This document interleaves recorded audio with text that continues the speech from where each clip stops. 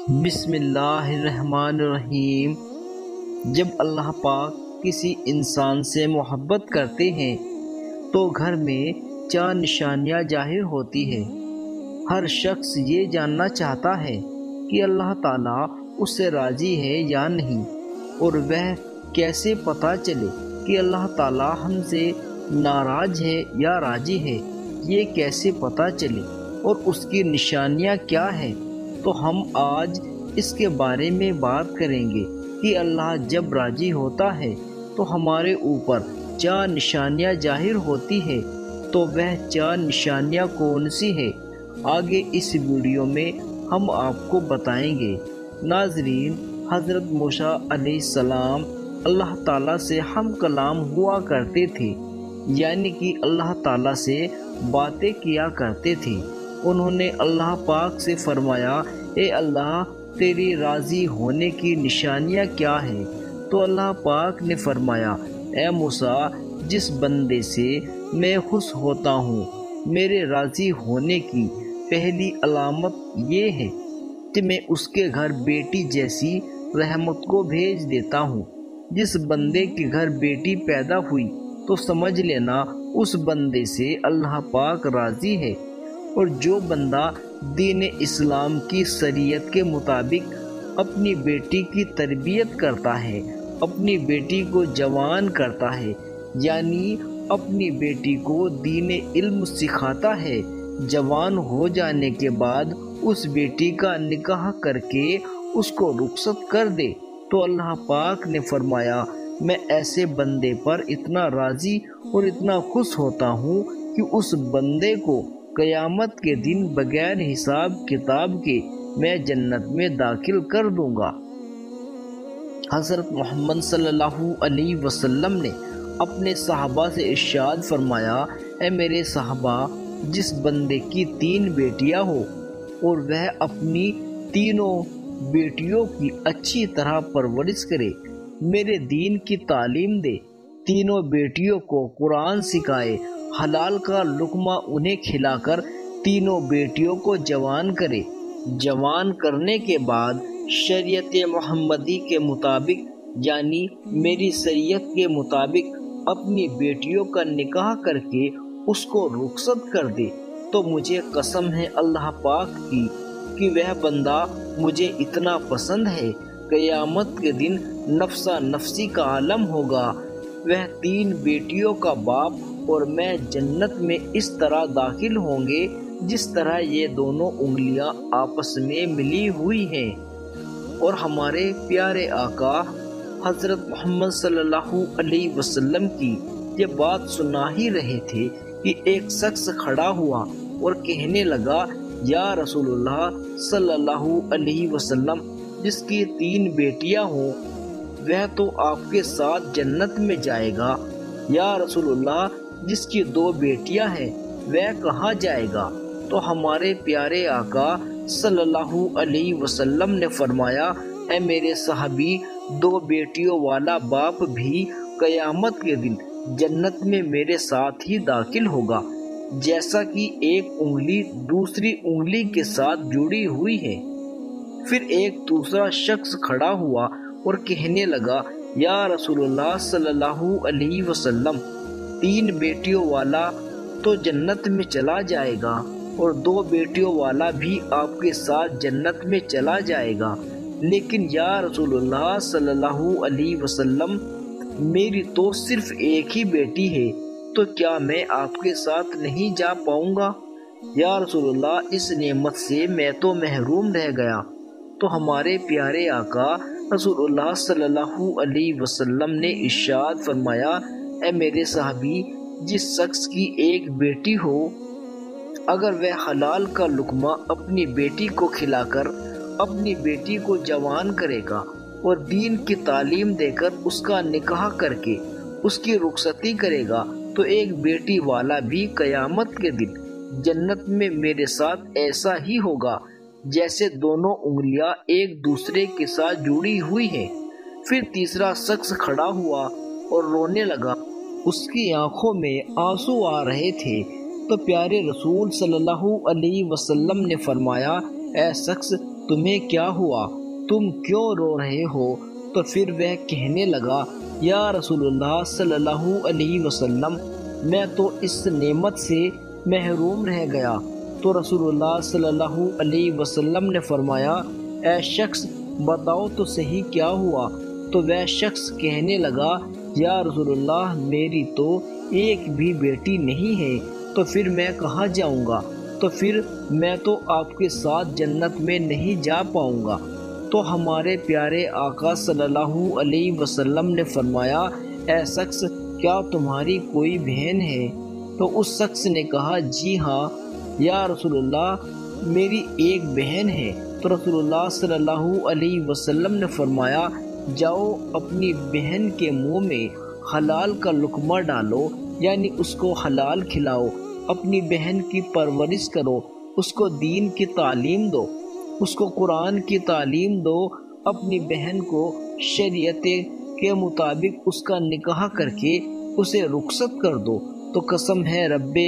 ذوالجلال کی قیامت کا دن ہوگا، نفسا نفسی کا عالم ہوگا، تو اور میں جنت میں ایسے ہوں گے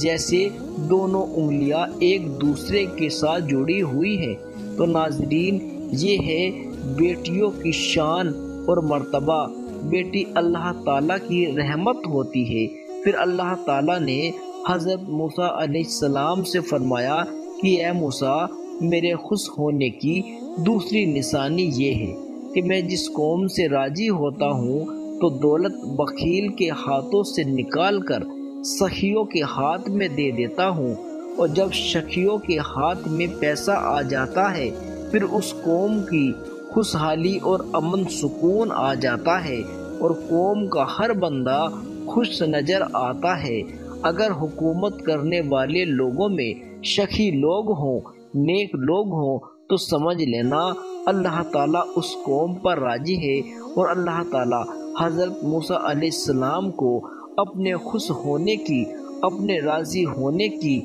تیسری نشانی یہ بتاتے ہیں کہ جس شخص کے ماں باپ اس سے راضی ہیں تو سمجھ جانا میں بھی اس سے راضی ہوں، اور جس شخص سے اس کے ماں باپ راضی نہیں ہیں تو اللہ تعالیٰ بھی اس شخص سے راضی نہیں ہے۔ اور یہ بات آپ غور کر کے اپنے آس پاس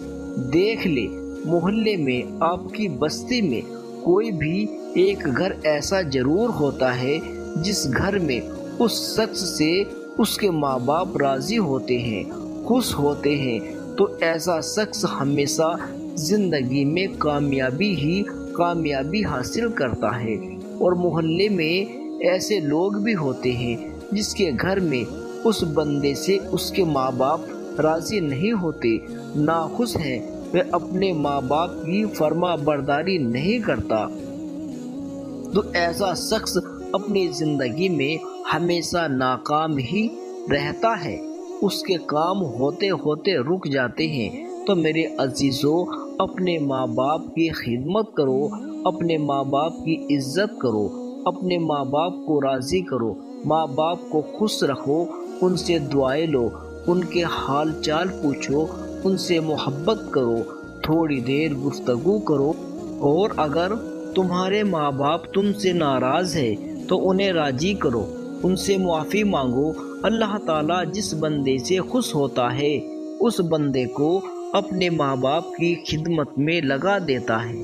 آپ نے یہ ضرور سنا ہوگا ماں باپ راضی تو خدا راضی، تو اپنے ماں باپ کی عزت کرو، ان کی فرما برداری کرو، نیک بنو۔ اللہ تعالیٰ نے حضرت موسیٰ علیہ السلام سے اپنی راضی ہونے کی اور اپنے خوش ہونے کی چوتھی نشانی یہ بتائی کہ جس بندے سے میں خوش ہوتا ہوں،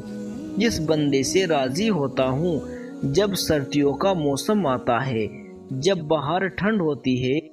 اور ایسے موسم میں ہر کوئی اپنے گرم بستر میں سکون کی سانس لے رہا ہوتا ہے، اور جب رات کا دوسرا پہر آتا ہے تو سردی کی رات کے دوسرے پہر سردی زیادہ بڑھ جاتی ہے، تو اللہ تعالیٰ فرماتا ہے کہ جب رات کا دوسرا پہر آتا ہے تو میرا جو بندہ اس وقت سردی میں اٹھتا ہے اور وہ ٹھنڈے پانی میں وضو کرتا ہے اور وہ میری عبادت میں اپنے سر کو میرے سامنے جھکاتا ہے، میری محبت میں اپنے سر کو جھکاتا ہے، تو ایسے شخص سے میں محبت کرتا ہوں۔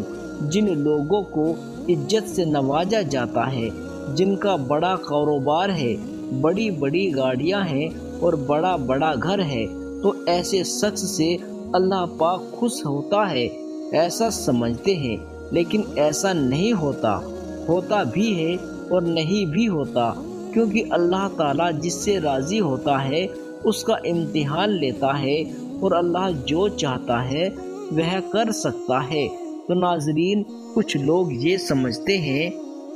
وہ جسے وہ محبت کرتا ہے اس کو آزماتا ہے، اور گاڑی، بنگلہ، عزت، کاروبار، پیسہ، دولت، ساری چیزیں اللہ تعالیٰ کے راضی ہونے کی یا خوش ہونے کی نشانیاں نہیں ہیں۔ آپ حضرت ابراہیم علیہ السلام کی زندگی دیکھیے، آپ کو ایک چیز پتہ چلے گی۔ حضرت ابراہیم علیہ السلام اکیلے تھے جو اللہ پر ایمان رکھتے تھے، جو بتوں کی پوجا نہیں کرتے تھے، اس لیے ان کے والد بھی ان کے خلاف ہوئے، انہیں آگ میں ڈالا گیا، ان کے لوگ ان کے خلاف ہو گئے۔ سوچو، اللہ تعالیٰ ان سے اتنی محبت کرتا تھا اور ان کے ساتھ ایسے ایسے معاملے ہوئے، اللہ کی طرف سے آزمائش تھی۔ حضرت ابراہیم علیہ السلام نے ہر آزمائش کو ایمان کے ساتھ،